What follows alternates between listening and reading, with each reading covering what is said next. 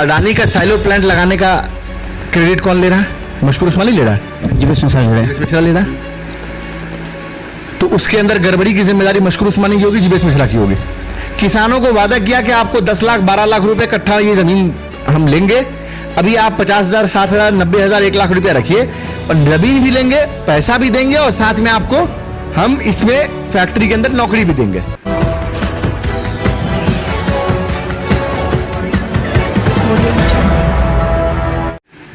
नमस्कार, बिहार मिथिला न्यूज में आपका स्वागत है। मैं हूं मनोज। अंतिम सवाल, एक बहुत बड़ा मुद्दा है जाले में, अडानी का जो वो बना है, तो उसमें ज़मीन को लेकर के कुछ किसानों ने जो किया था विवाद, उसको लेकर के आपने मुद्दा भी उठाया था उसमें।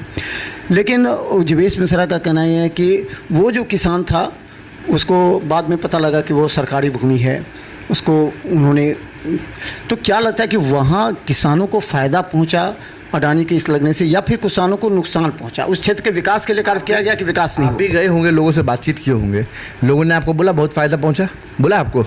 लोग कह रहे थे कि अब हमको उतना दूर भेजना नहीं पड़ता, अनाज ले जाते हैं बगल में, तो यही मेरा जितना किराया लगता उससे कम में हम पहुंच जा देते हैं यहाँ पर। बताइए ना, जिनका ज़मीन लिया गया उसने आपको क्या बताया बहुत फ़ायदा हुआ? बोले कि 1-2 आदमी का ज़मीन का है, बाकी का नहीं है। लेकिन हाँ, कुछ ये कह रहे हैं कुछ दलाल थे बीच में, वो आपसे भी सवाल पूछ रहे थे, उस दलाल को के बारे में पूछ रहे थे जिन्होंने ये पूरे डील किया। तो उस दलाल के बारे में कह रहे थे कि आपका भी संपर्क है, उनके भी संपर्क है, जीवेश मिश्रा के भी हो सकते हैं, ऋषि मिश्रा के आपके भी हो सकते हैं, तो वो दलाल पर ही फोकस कर रहे थे। सुनिए, मैं बता रहा हूँ, अडानी का साइलो प्लांट लगाने का क्रेडिट कौन ले रहा है? मशकूर उस्मानी ले रहा है, जीवेश मिश्रा ले रहे हैं। मिश्रा ले रहा है। तो उसके अंदर गड़बड़ी की जिम्मेदारी मशकूर उस्मानी की होगी, जीवेश मिश्रा की होगी? किसकी होगी आप बताइए? नहीं, आप गड़बड़ी हुई तो उनकी होगी। उनकी होगी, ठीक है। कुछ लोग बोल भी रहे हैं उनकी नहीं, मैं इसीलिए पॉइंट वाइज आपसे बात कर रहा हूँ। अब जब वहाँ पर अडानी का प्लांट लगने की बात आई तो भूमि अधिग्रहण की बात आई। अडानी ने 3 कंपनी को ये जिम्मेदारी दी, बिचौलिया कंपनी 3 को, कि आप किसानों से ज़मीन लीजिए। बिचौलिया कंपनी के लोगों ने वो ज़मीन खरीदी, किसानों को वादा किया कि आपको 10 लाख 12 लाख रुपए कट्ठा ये ज़मीन हम लेंगे। अभी आप 50,000 60,000 90,000 1 लाख रुपया रखिए और ज़मीन भी लेंगे, पैसा भी देंगे और साथ में आपको हम इसमें फैक्ट्री के अंदर नौकरी भी देंगे। किसान बेचारे, उनको क्या मालूम कि उनके साथ क्या होने जा रहा है। उन्होंने ओके कर दिया, साइन कर दिया। उनसे कई किसानों से सादे कागज़ पे साइन कराया गया, किसी को पैसा नहीं मिला। आप किसानों से जाके पूछिए, 70-80 किसान हैं जिनकी ज़मीन है, 1-2 किसान की ज़मीन है, वो 1-2 किसान ने पैसा नहीं। को मैं बताना चाहता हूँ कि आपको क्षेत्र की जानकारी नहीं है, आप जानकारी लीजिए पहले। आपके पंचायत के बराबर के पंचायत का मामला, आपका पंचायत भी उसमें आता है, और उसके बाद आप बोले 1-2 किसान का मामला है। 70 से 80 किसान इसमें जो है उनको दिक्कत हो रही है। उनको पैसे नहीं दिए गए, उनको नौकरी नहीं दिया गया, और इतना ही नहीं, जो कई सारी सरकारी भूमि थी उसको अडानी ने अपने प्लांट के अंदर ले लिया। 103 डिसमिल ज़मीन, जिसको हम लोगों ने उसका जमाबंदी कैंसिल कराया, आपको मालूम है ना। तो 103 डिसमिल ज़मीन किसके इशारे पर अडानी को ट्रांसफ़र की गई? सरकारी ज़मीन, बिना किसी पैसे मुआवजे के, और उसके ऊपर बिना किसी एनओसी के साइलो प्लांट के अंदर रेल लाइन बिछा दिया गया, रोड बिछा दिया गया। क्षेत्र का विकास हुआ ना। सुनिए, क्षेत्र का विकास हुआ तो किसी की ज़मीन को लेकर के सरकार गोली मार के करेंगे? किसान की ज़मीन नहीं, किसान को फांसी लगा के विकास करना चाहते हैं इस देश का। जीवेश मिश्रा ने कहा कि हमने नहीं वादा किया। किसान को फांसी लगा के आप विकास करना चाहते तो हमको बता दीजिए, तो हम मान लेंगे, बोल देंगे किसानों के आपको फांसी चढ़ना पड़ेगा ताकि जाले का विकास हो। तो करके हमने वादा नहीं किया था, ये जो बीच में दलाल एजेंसी कंपनी थी उन्होंने वादा किया। नहीं, अडानी का प्लांट लेकर आ रहे हो आप, तो दलाल का सवाल किससे होगा? किससे होगा दलाल का सवाल? आप बताइए कि किससे होना चाहिए? ये काम कहाँ हो रहा था? अमेरिका में हो रहा था कि लंदन में हो रहा था? आप सो रहे थे, आपको मालूम नहीं था कि आपके यहाँ किसानों का हक मारा जा रहा है? उनको 12 लाख रुपए की जगह 50,000 1 लाख रुपया दिया जा रहा है, उनको नौकरी का वादा करके नौकरी नहीं दिया जा रहा है। घर घरारी की ज़मीन तक आपने किसानों से उठवा ली, और उसके बाद वहाँ पे साइलो प्लांट लगा दिया। सरकारी ज़मीन 103 डिसमिल ज़मीन किसके इशारे पे दी गई? सीओ ने किसके इशारे पे ट्रांसफ़र किया?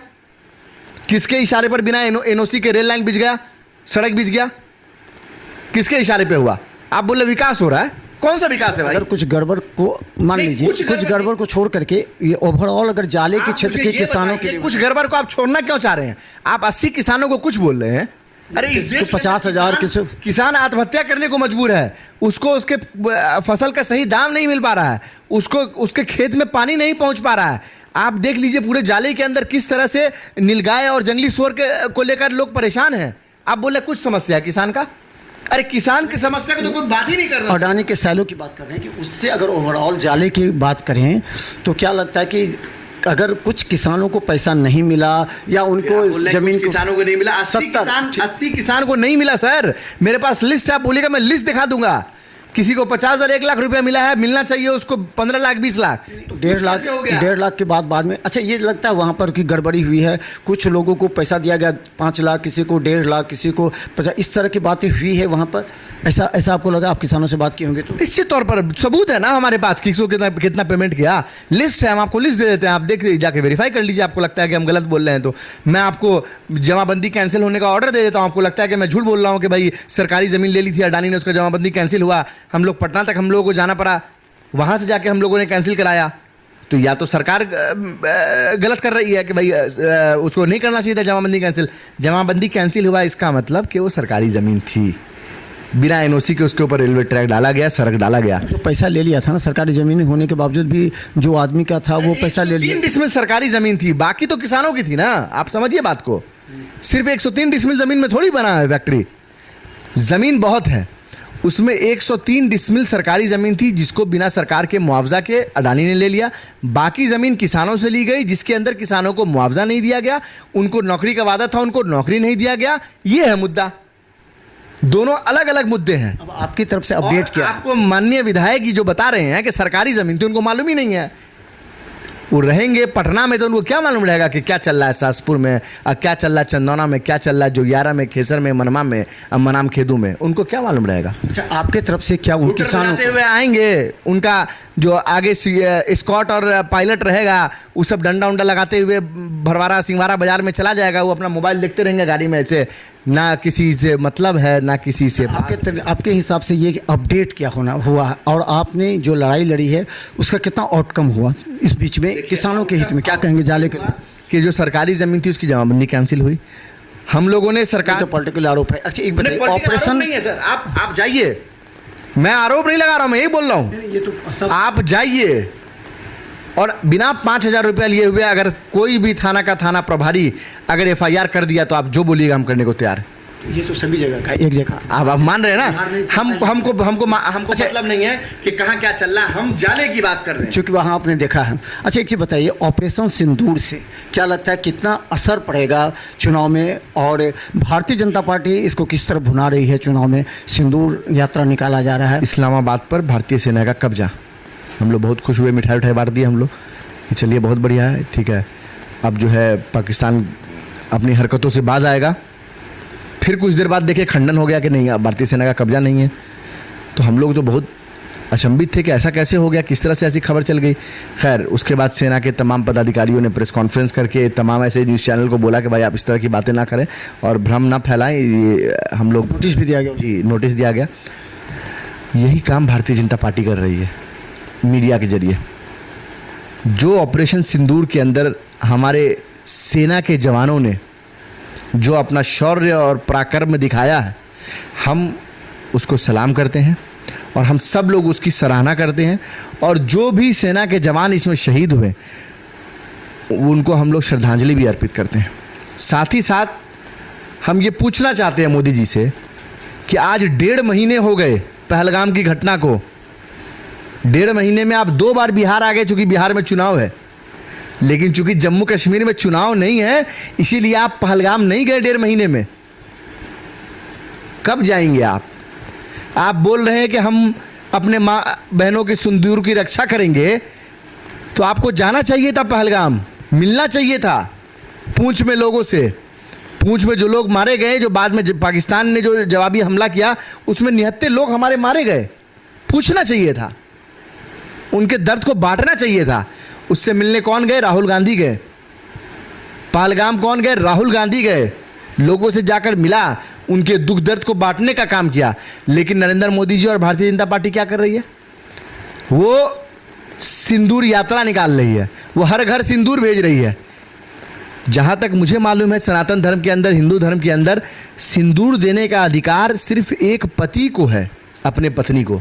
तो मोदी जी किस हिसाब से सिंदूर देना चाह रहे हैं देश के? अंतिम सवाल यह है कि जाले विधानसभा में आप लगातार 5 वर्ष काम किए हैं। अभी पहले तो लोग पहले अनजान थे न, प्राथमिकता क्या आपको लग रही है कि किन किन बातों को, मुद्दों को लेकर के आप क्षेत्र में जाएंगे जनता के बीच में, जो वहाँ पर लोग परेशान हैं? वो 3 मुद्दे कौन से हैं जो आपको उस क्षेत्र में लोग ज़्यादा पसंद करेंगे आपकी बातों को, या फिर आने वाले चुनाव में उससे आपको बेनिफिट हो सकता है? देखिए, इस वक्त जो सबसे अहम मुद्दा है जाले के अंदर वो ये है कि जो स्कूल हैं जाले के, सरकारी स्कूल, उन स्कूलों की हालत बहुत बदतर हो चुकी है।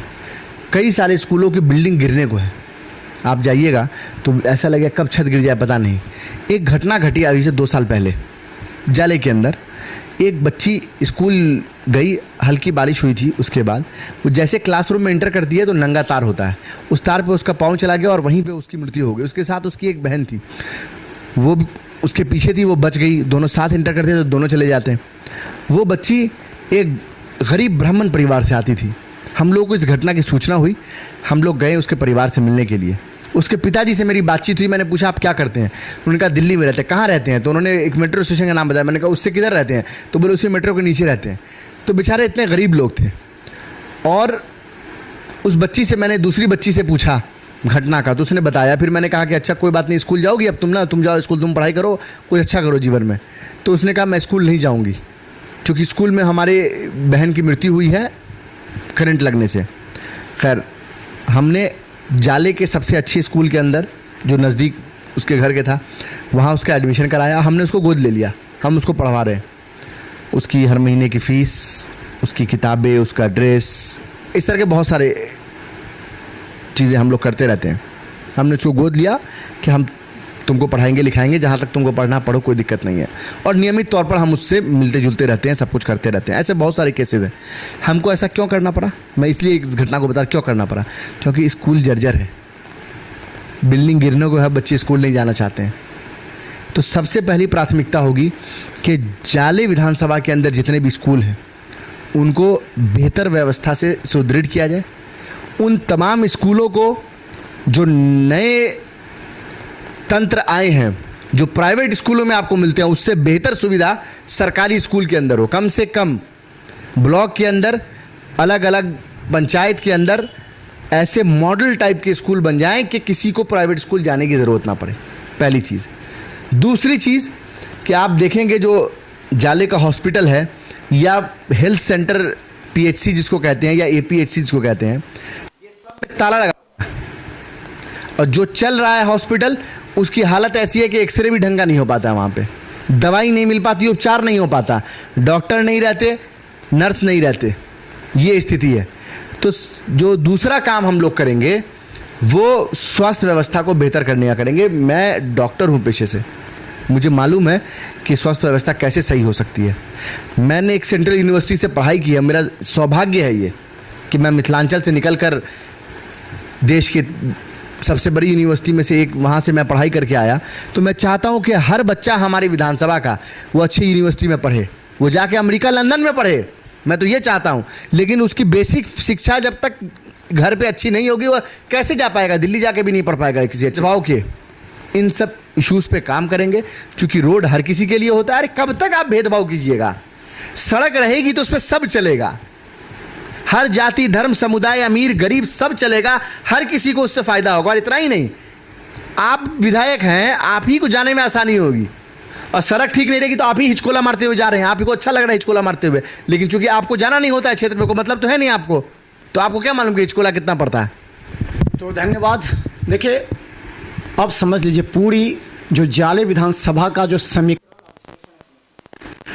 जो पहली बार चुनाव लड़े थे 2020 में, उस समय क्षेत्र का बहुत कुछ ऐसा था जो इनकी समझ में नहीं आया, जिससे नकारात्मक हुआ। दूसरी बात, जो महागठबंधन के नेता थे, जो कार्यकर्ता थे, वो उस्मानी जी के संपर्क में ज़्यादा नहीं आ पाए, अपनी बात नहीं बोल पाए। अब जान सकते हैं कि डीलिंग्स क्या होते हैं उस समय, ये आप अच्छी तरह जानते हैं, कार्यकर्ता नेताओं के साथ किस तरह डीलिंग्स होती है। सभी चाहते हैं, सभी की अपेक्षाएँ होती हैं, लेकिन इन 5 वर्षों में पूरी तरह परिपक्व हो गए हैं उस क्षेत्र के बारे में, क्षेत्र की समस्या के बारे में, और वहाँ के लोगों की भावनाओं से अवगत हो चुके हैं।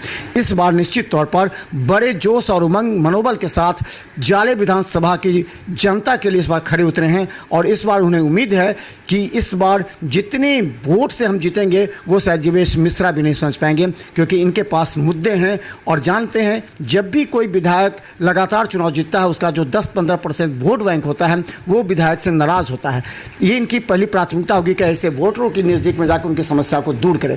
लगातार हम आपको जाले विधानसभा का अपडेट दिखाते रहेंगे। देखते रहिए बिहार मिथिला न्यूज़। यूट्यूब में सब्सक्राइब कीजिए, GTPL सिटी केबल और 10 चैनल पर लाखों लोग हर घंटे ब्रेकिंग के साथ देख रहे हैं। धन्यवाद।